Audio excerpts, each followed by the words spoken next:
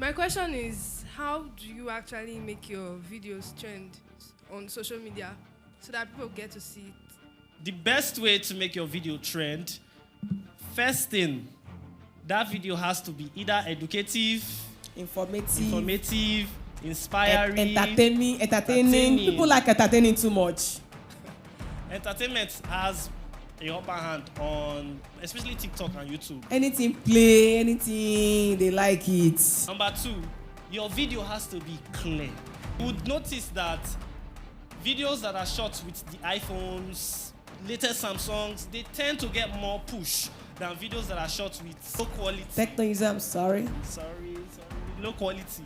So try as much as possible to use, phones that have high-tech cameras to shoot, or you can patch it up by learning how to do video editing. There's CapCut for all of you.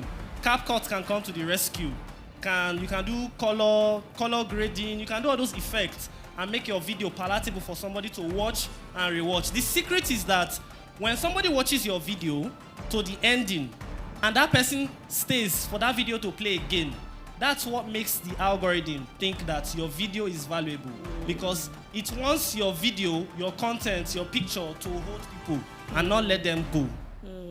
Are we getting something?